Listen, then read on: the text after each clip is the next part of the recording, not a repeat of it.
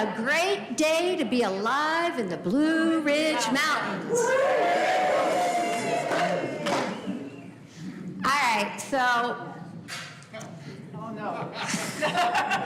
Not a joke, it's not a joke. I'm just noticing a lot of empty chairs and a lot of full pews, which makes me wonder, we've never said we were a church. It's feeling a little churchy up in here.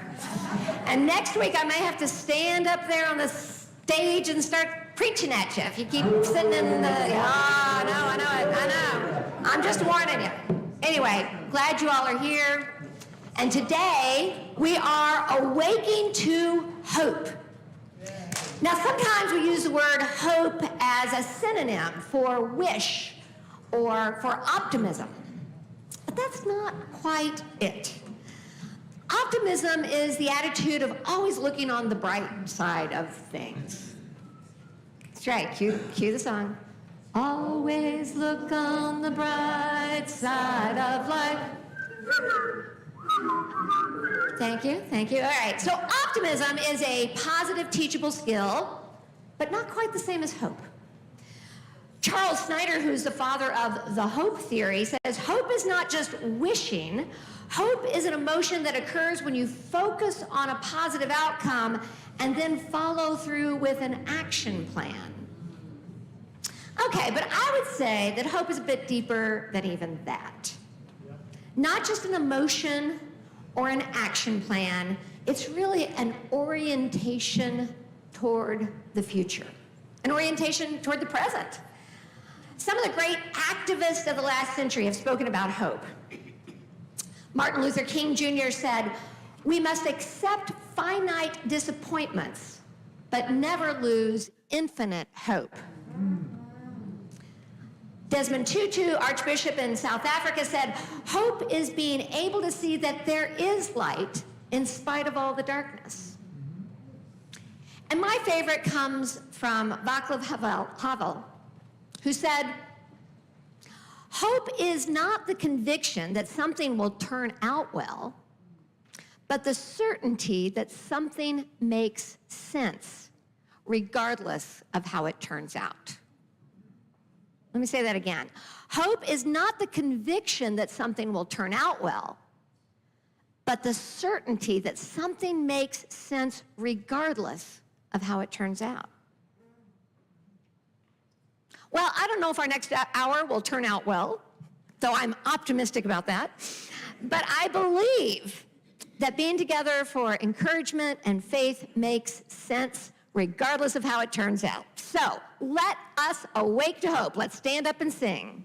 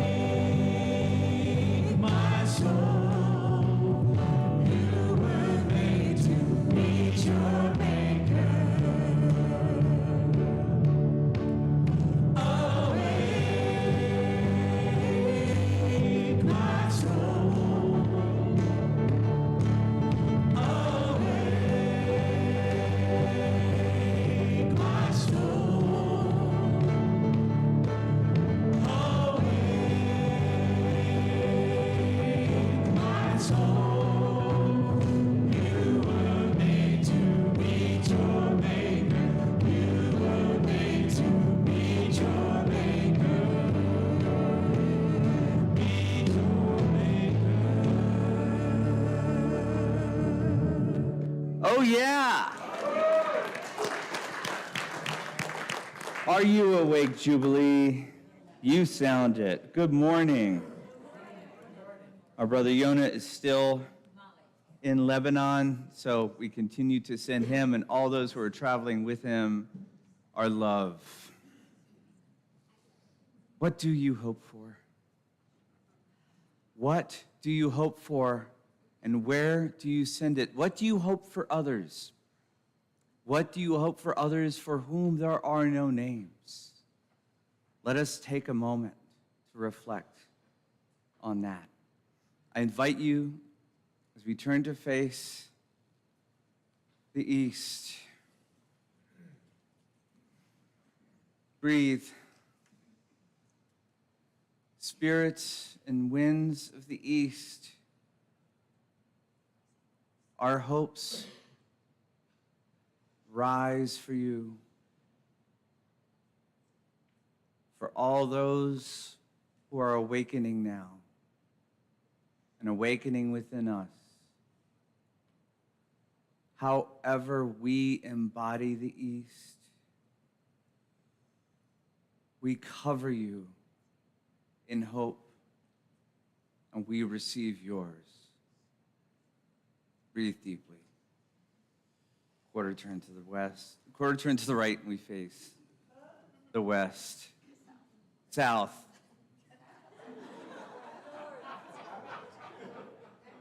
You know, a little spatially dyslexic, but it's all sacred, right?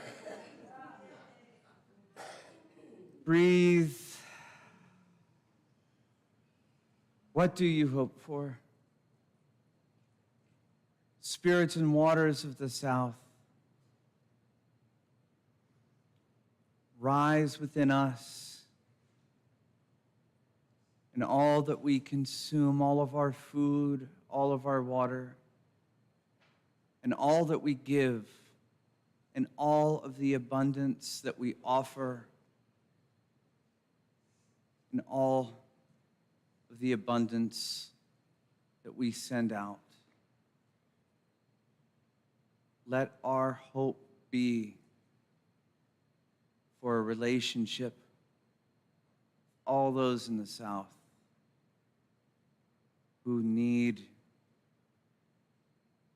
more sustenance, and that we may be sustained. Breathe. Quarter turn to the right, we face. Nice try. The north. The west. Dang it. Oh. Someone hasn't had his coffee this morning. But it's all sacred. It's all sacred. The west. Breathe. What do we hope for? In the spirits and skies of the west, the twinkling of the lights, our ancestors. What do we receive in our dreams and in the messages? They're quiet. Let us be still and receive them. That even in our fumbling moments, our hopes are answered in all of the subtle ways that make our walk even more sacred. Quarter turn to the right, and we face the north.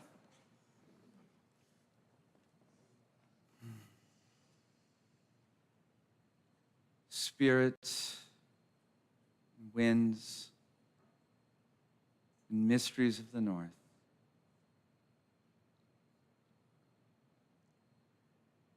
What do you hope for, and what are your hopes in us? May our hopes and our challenges meet. May you, in all of your wisdom, meet us with all of our curiosity. Breathe. As we turn to face the center,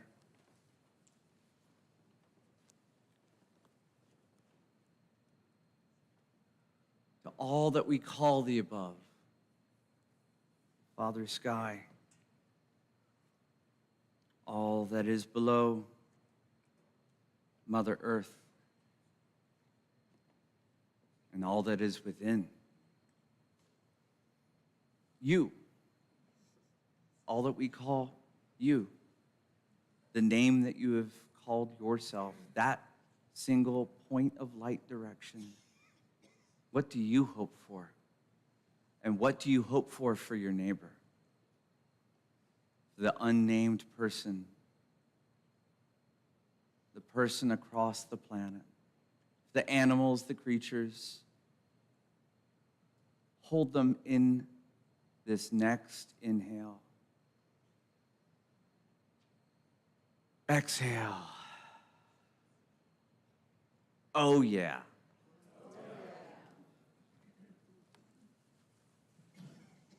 All right, as we join in this next song, we have a basket on the front table. And it's the tradition in this community that during this song, we collect money that goes outside of our community to help those in our community who need basics. So this is our Feed the Hungry song.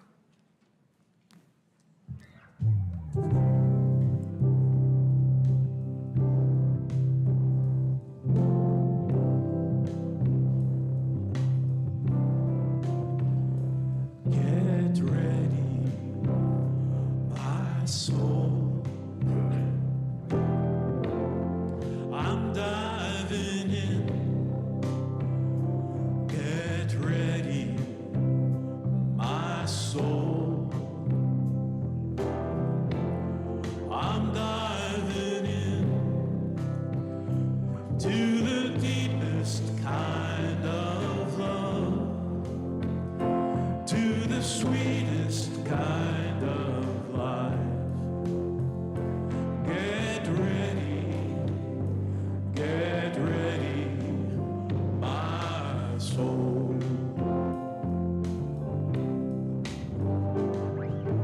Everything I've ever done,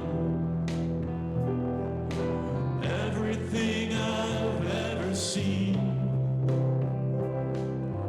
everything I've lost or won,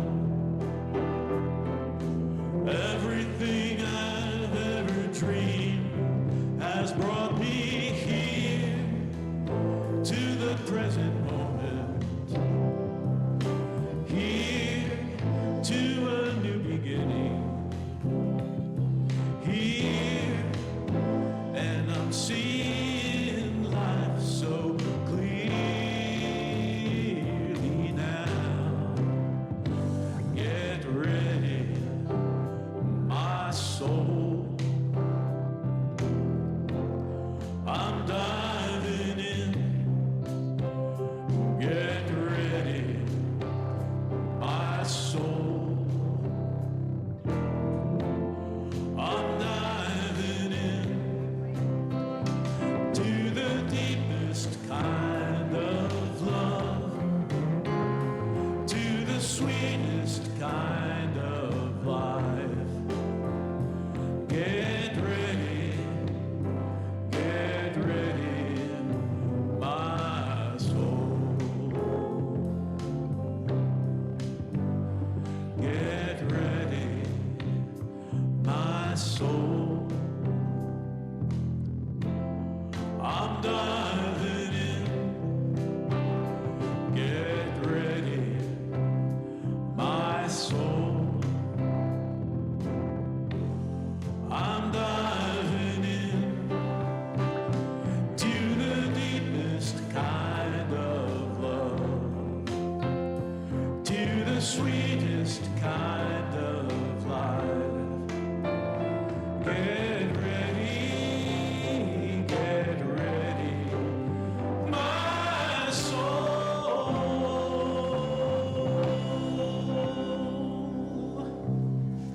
Oh, yeah.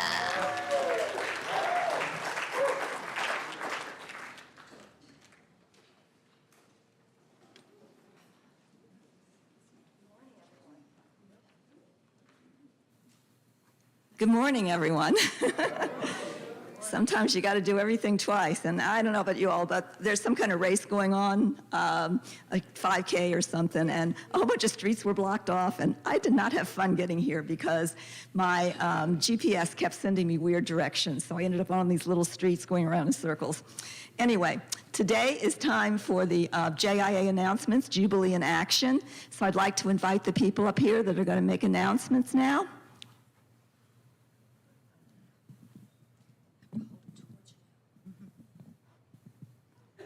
Hi, this is Diane from the Earth Team, and I have a surprise announcement. Closer. Okay, milkweeds. We actually have some. Maybe a couple hundred at best. The grower had a terrible time getting them to germinate, so these are just small plants right now. They should be ready in a couple weeks, and I can bring them here, and we can distribute them. So get planting.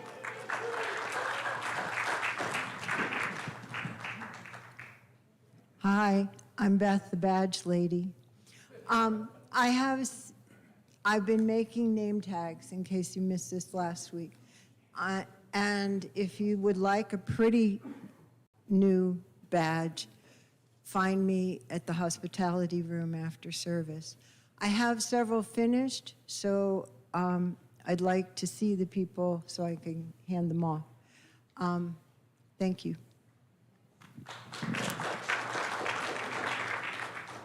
Hey, I'm Mary, and I went up to Graveyard Fields yesterday, and it was fabulous. Rhododendron, mountain laurel, waterfalls. It's a fabulous moment in life. So I invite you, Jubilee, if you want to go up there today or tomorrow or sometime soon and just receive all the juice and give all the love.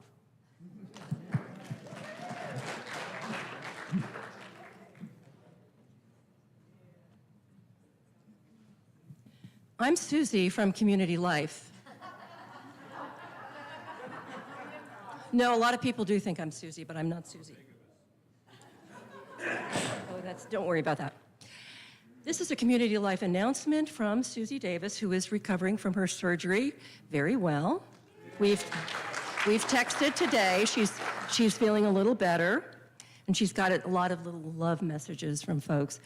On Thursday, June the 15th, at the Haywood Common on Haywood Street. I think it's 507 Haywood, and it's next to the Whale and also Taco Boy, if you know that area. There is a meeting for Community Life Summer Planning, June 15th at 6:30. And as Sally Carter, Jubilee Singers will meet Wednesday, June 14th, the day before, at 1 Tunnel Road. As you go out of the tunnel, number one, as you go out of the tunnel, it's to your right, going towards the mall. It's a big gray building with maroon shutters, an iron fence around it, and we have lots of parking and a piano there. So it's going to be a great location for us. So join us there.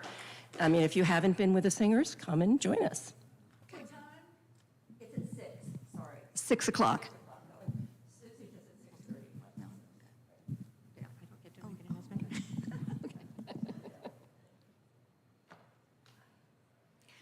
This is less of an announcement and more of a confession. Sometimes I'm not real good with tech stuff, and this week I accidentally permanently deleted the Sunday planning for the next 8 months. So most of it I know and have in my mind or in recent emails, but if you had offered to do a gift over the next couple of months or the next 6 months, please just send me an email this week and let me know, because then I can recreate this whole thing and let you and make sure you're on it. So please, if you said you were going to do something on a Sunday morning in the next several months, let me know. Thanks. Okay, just a couple of other things. Our main speaker 2 weeks ago, Joanne White, presented the idea of gazing at paintings as meditation. Images of the paintings that she shared are on the website for those of you that would like to meditate with them. The annual meeting will be right after the Sunday celebration on June 25th. Please plan on attending to elect new board members, officers, members, that was right, to elect new board members, get a financial update, and learn how you can make a commitment to become an active jubilant. And don't forget to stop by the hospitality room after today's celebration for some coffee and tea and conversation. And that is it for Jubilee in Action today. The hospitality room is in the 6th grade classroom just off the parking lot. Out the door behind me.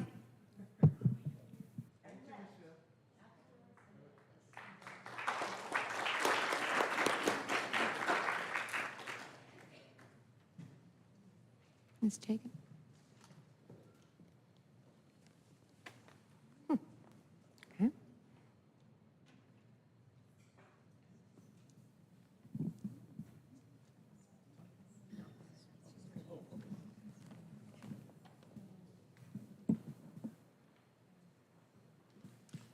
I'm here to share a song with you. It's an original song that I wrote during a quiet time, which I'm not really good at, but I used to be better at. And when I was better at it, I wrote this song. And it has to do with setting aside time and setting aside that space to be holy, and then asking to be a servant. And I thought it would be appropriate for our new space, asking that we set it aside to be holy and ask to be servants. It's called Come to Me. Who are you?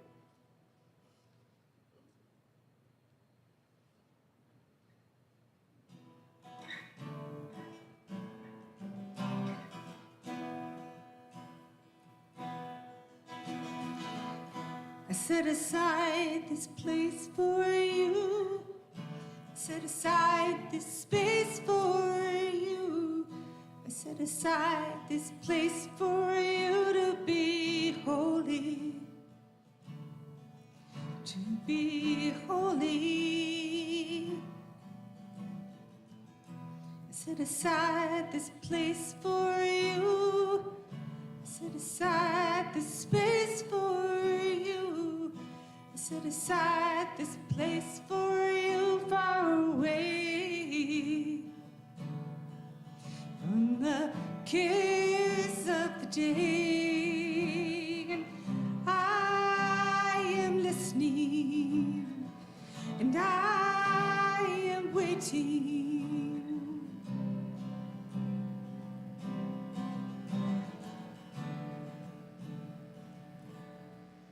Won't you come to me? Come to me. Come to me, my Lord. I set aside this place for you. I set aside this space for you. I set aside this place for you to be holy. To be holy. I set aside this place for you. I set aside this space for you. I set aside this place for you far away from the cares of the day.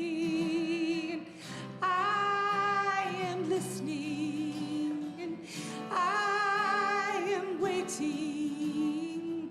Ooh.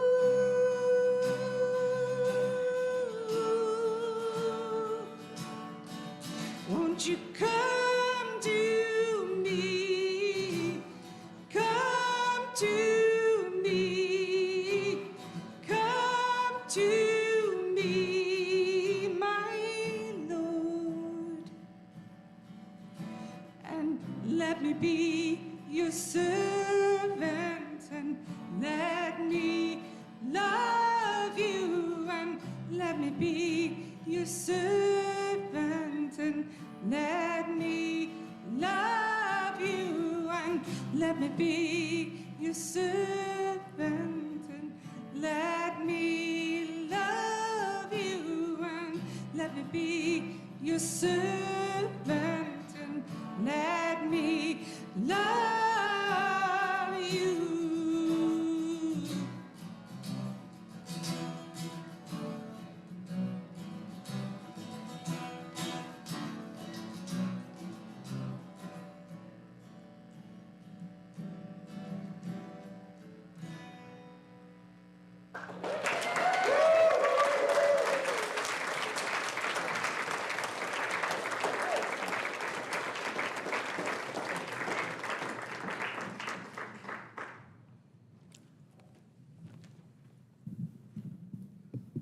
Goodness, my breath is taken away. Let's have another round of applause.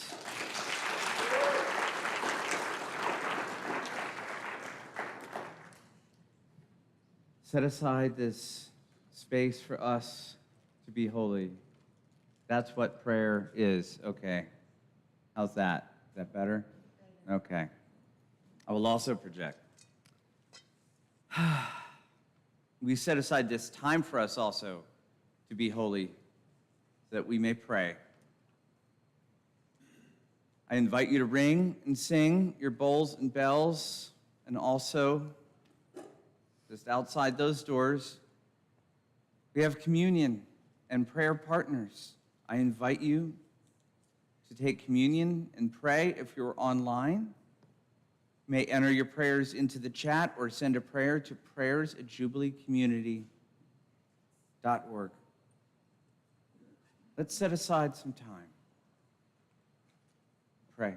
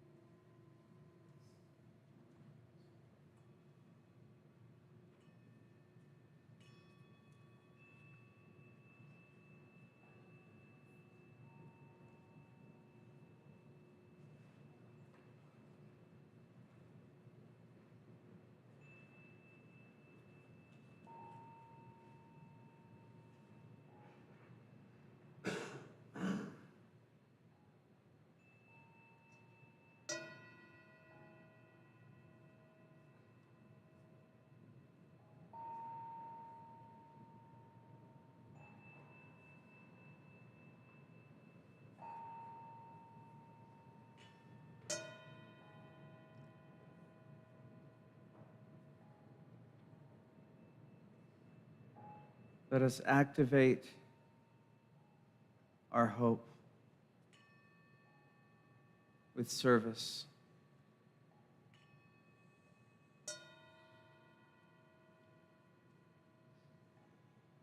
Let us make hope active with fearless love.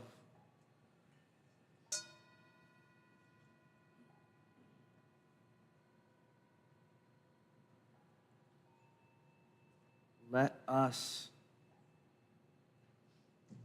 energize hope.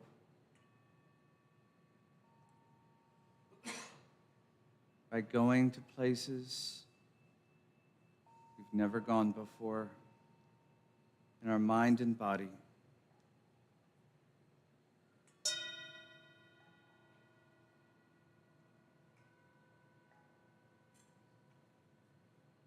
Let us feed hope by feeding others before we feed ourselves, Holy One.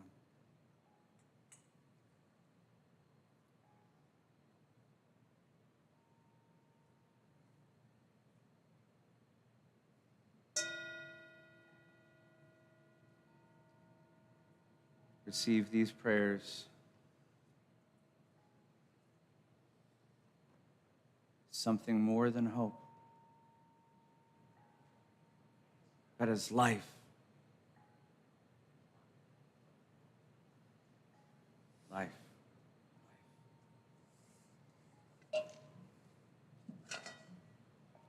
invite you to take a hand. Pam.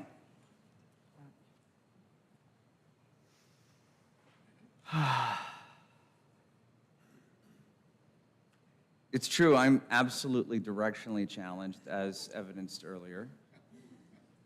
So, Michelle, I resonate with your GPS. It's good to get lost every now and then.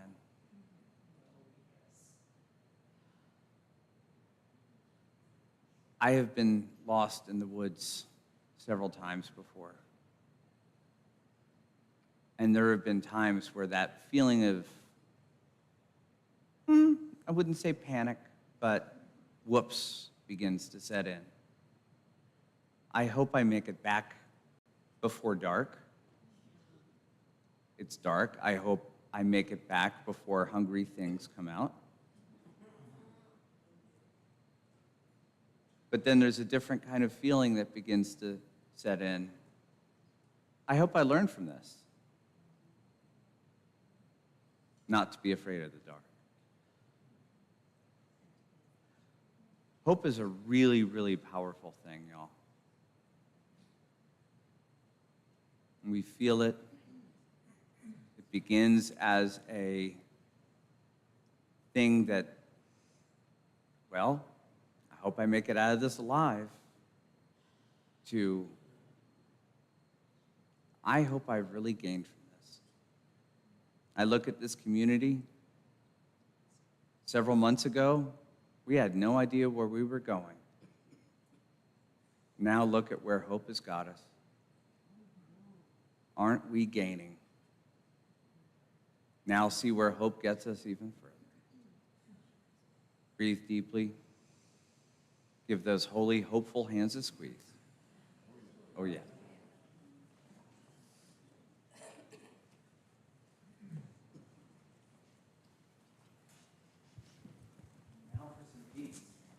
Let's sing some peace.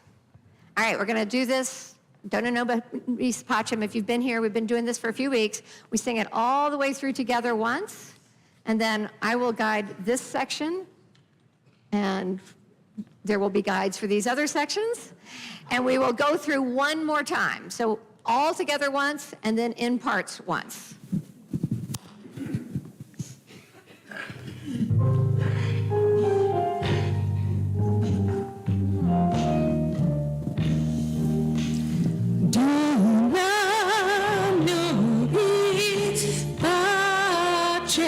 Pacem, dona nobis pacem,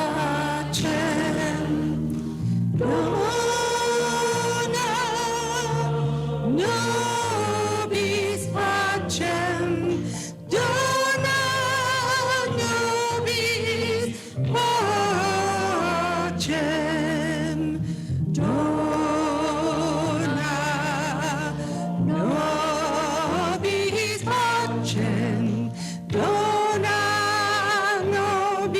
nobis pacem, dona.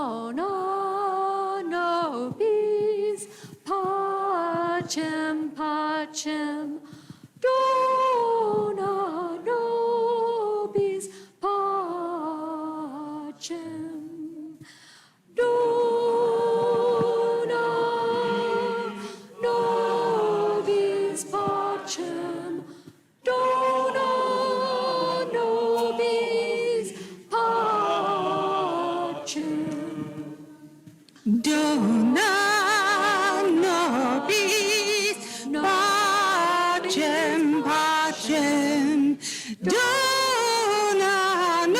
nobis pacem, dona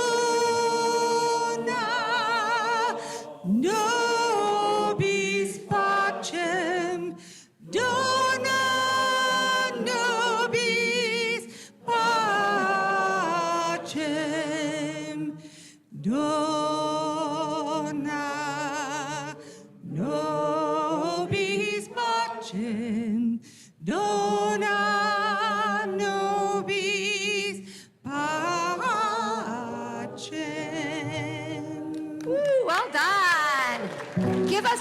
let's share the peace with each other. Thanks, y'all. Peace, peace, peace. How you doing? Doing good. Good. Peace. Thanks for leading us.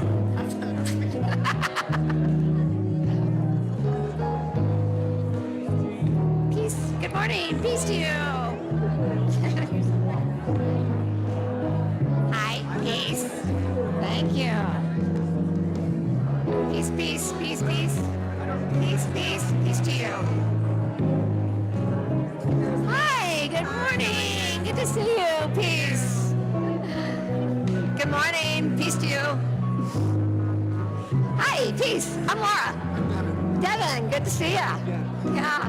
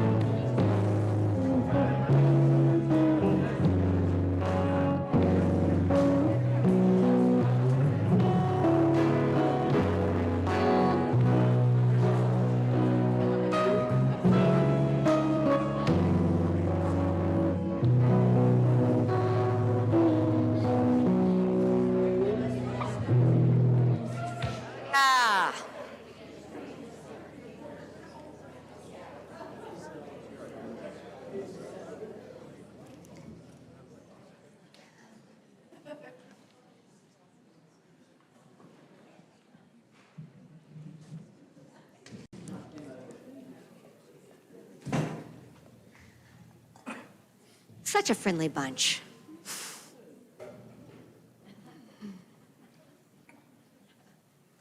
Listen now for these sacred words.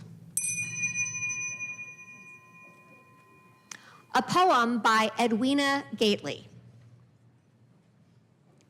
Ah, a resting place where we come to understand it is not required of us to wrestle constantly and passionately with our God, nor pursue relentlessly all God's decrees as we understand them, but only that we listen and wonder and hope and pray that we might perhaps make just a little difference one quiet, gray day. And from the 23rd Psalm, Holy One, you are my shepherd. I have everything I need. You let me lie down in green meadows. You lead me beside restful waters. You refresh my soul. You guide me to lush pastures for the sake of your name. Even if I'm surrounded by shadows of death, I fear no danger, for you are with me. Your rod and your staff, they give me courage. You spread a table for me in the presence of my enemies. You anoint my head with oil, and my cup overflows. Only goodness and love will follow me all the days of my life, and I will dwell in your house, God, for days without end. This is ancient wisdom and holy word. All creation is wisdom and holy word. All creation sings of wisdom and God. Hallelujah. Hallelujah. All right. How many of you, show of hands, are nappers? You take naps. Yeah, okay. Got a good bunch of nappers in here. In 2016, Tricia Hersey founded an organization called the Nap Ministry. Right? And Hersey is no slouch. She holds a bachelor's in public health, a master of divinity, and has 2 decades of experience as a teaching artist, a performance artist, a chaplain, a poet, and a community organizer.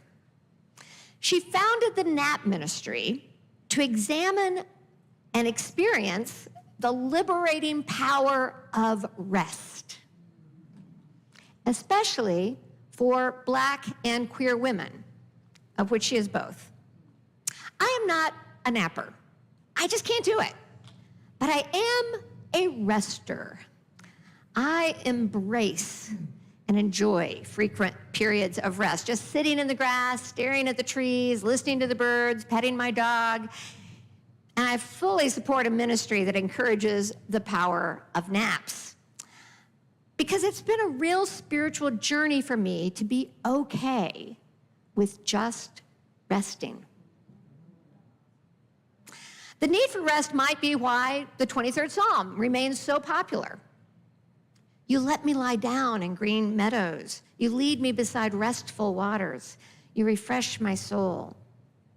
The Psalm starts in rest, walks through danger and fear, and concludes in abundance and love and mercy. What if the path to overflowing goodness and love always starts in restful waters, lush pastures, and green meadows, where our only task is to lie down and rest? Today's poem is by a woman that I worked with in Chicago during the summer of 1987.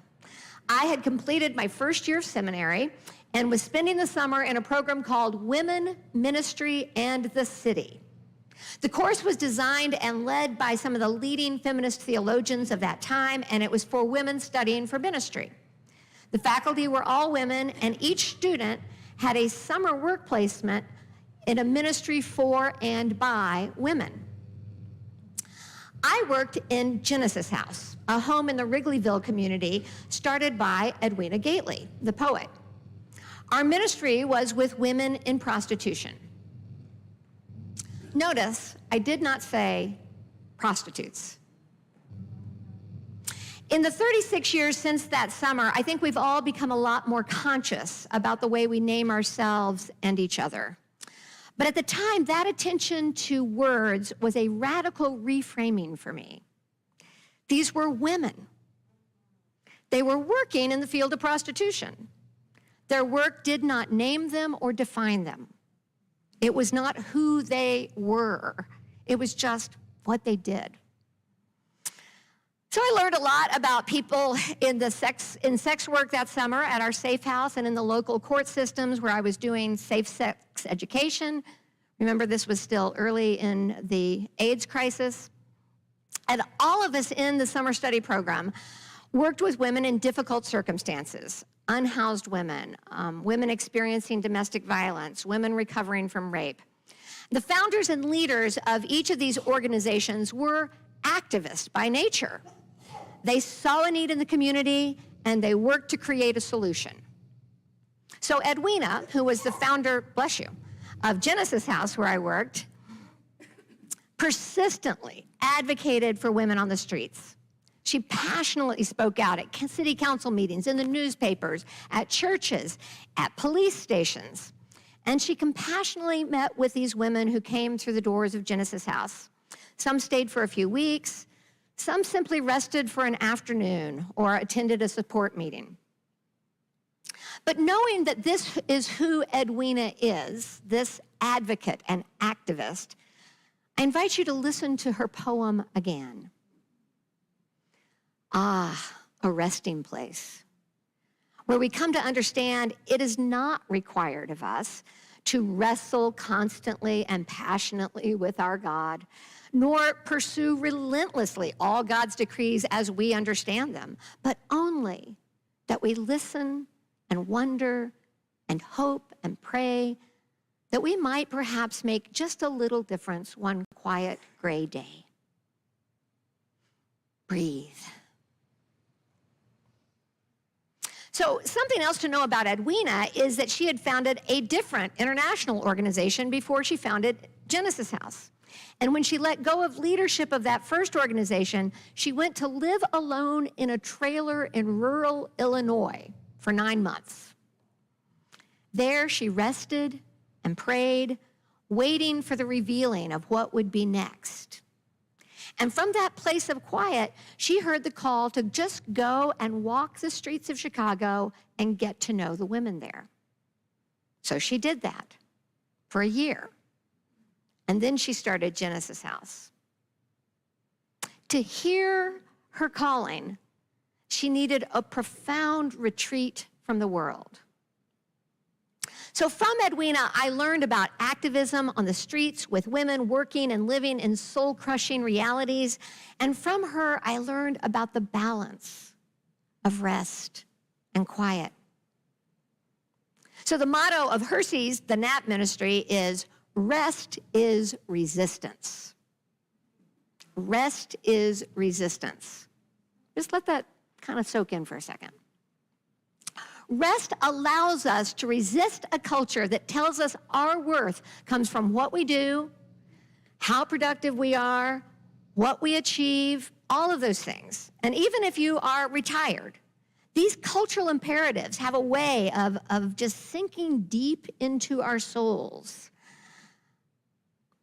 As author Liz Gilbert put it, how slavishly do you want to obey the rules of a culture that is literally destroying the planet? Let me say that again. How slavishly do you want to obey the rules of a culture that is literally destroying the planet? Rest is resistance. Now, maybe some in this room are not entirely attached to a capitalistic approach to life, but what about being attached to a life that has purpose, right? Life that has purpose. We want to make every day matter. Carpe diem. Grab life by the horns. All that sort of stuff. What if we don't? What if we don't seize the day? What if we just lie back and observe it? What if we just sit down and enjoy it? So you may be wondering now, is today's theme rest or hope? Yes. It's tempting to see the troubles of the world and feel like if we aren't giving the darkness our attention, we aren't taking life seriously enough. I mean, I used to have the bumper sticker, if you aren't outraged, you aren't paying attention, right? Some of you might have that bumper sticker still. But is our outrage serving us? Is it making us more hopeful? Is it bringing the world more joy? I heard poet Ross Gay, author of The Book of Delights and Inciting Joy, say that people often ask him, in a world on fire, how can he write about delight and joy? The implication behind the question is that delight is not serious enough to face the problems of the world. What does joy do about climate change or racism or fascism? And Ross says, if joy is actually evidence of connection and the evidence of participating in connection, to suggest that it's not serious is just wrong. It's as serious as can be. So he was talking to Glennon Doyle, and she responded, well, Because what you're suggesting is that the experience of joy makes us aware of our connection to each other. And then that awareness of connection is what makes us want to love and heal and support each other. So joy is connected to saving the world. Joy is connected to saving the world. When we are connected to restful waters, when we are connected to lush pastures, when we are connected to our own bodies lying on the earth, when we can rest long enough to feel that joy, that delight, that pleasure, then we can walk through the dark valleys and not be afraid. Our lack of fear isn't because the dangers aren't real. They are. Our courage comes from our connection with what matters most.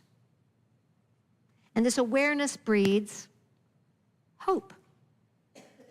A friend of mine writes and speaks about storytelling for organizations that are doing important things in the world. And she's a big proponent of telling better stories. If you can tell better stories, you can get better outcomes. So she was recently, or not that long ago, at a conference of climate scientists and activists. And generally speaking, not completely, but generally speaking, the climate scientists at the conference were white and middle-aged and pretty economically comfortable. And the climate activists generally were younger people of color.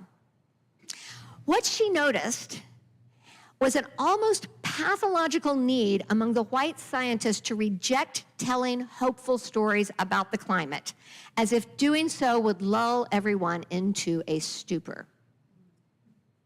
The young activists were mostly from communities already dealing with the effects of climate change, not possible future impacts, but current realities. Like an Alaskan native whose village no longer had access to any clean water. None. They were completely cut off from it. So let me say that again. The whole village had zero clean water. They had to travel miles to get water and carry it back to the village, and then they had to travel miles to carry waste away from the village. Yet this young activist was hopeful. She was telling better stories. Why? Because she lived among people capable of imagining a new way of being. They had to. They were connecting with each other and creating solutions. They didn't have the luxury of sitting alone with their studies and imagining the worst. They were already out there working on creative community solutions. They were bringing the new world. So this activist believed in positive stories because she saw imagination and connection already at work, changing the world. So we rest not because there's nothing to do. We rest so that we can be delighted enough and connected enough to want to do something. We rest to feel our connection with creation and with each other enough to care. We hope not because we are naive or ignorant or have our heads in the sand. We hope because we realize that hopeful imagination will fuel us, while fear and constant outrage will drain and deplete us. So Edwina, my mentor, activist, advocate, poet, sings to us of our need for rest. And I'm going to invite you into a little exercise known as Lectio Divina. And some of you know this. It just means sacred reading. And it's a style of reading that monks often use with scriptures, but anyone can use it with anything. So I'm going to use it with this poem today. And the idea is that you just get really quiet, get really comfortable in your seat, take a breath, feel yourself here. You might want to close your eyes or just have a downward soft gaze. so that you can just listen to these words and let them wash over you. Don't try to catch every word. Don't try to make sense of what I'm saying. Just listen, and as you're listening, a particular word or phrase may kind of drop down and speak to you. And just let that word or phrase speak to you. You don't even have to keep listening if you don't want to. Just let it sit with you. So let's take a breath and listen.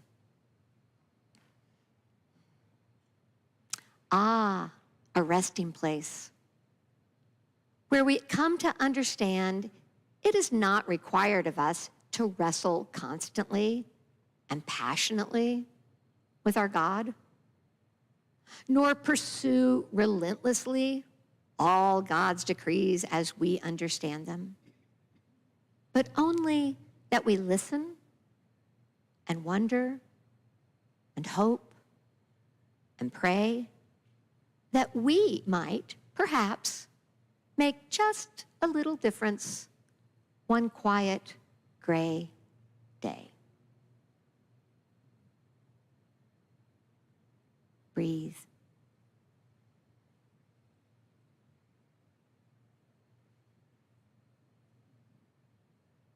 Oh, yeah.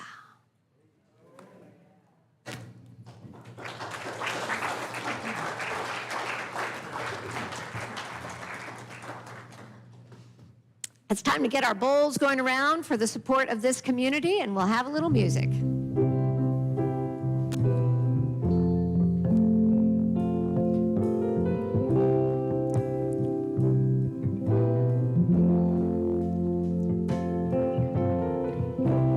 Imagine there's no heaven. It's easy if you try. No hell below us. Above us only sky. Imagine all the people living for today. Imagine no possessions. I wonder if you can. No need for greed or hunger. A brotherhood of man. Do you want to do the three-way thing that he did? Imagine all the people sharing all the world. You may say I'm a dreamer, but I'm not the only one. I hope someday you'll join us, and the world will be as one.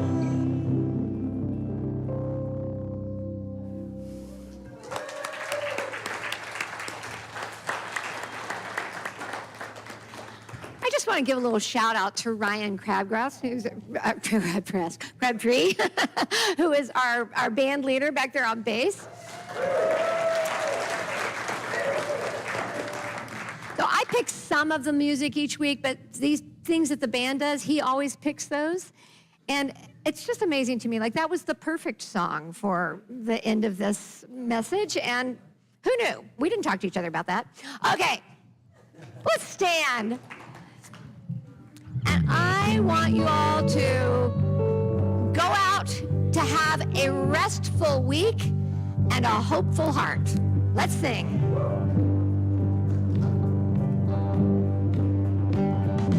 Holly, holly, holly. Holly, holly, holly.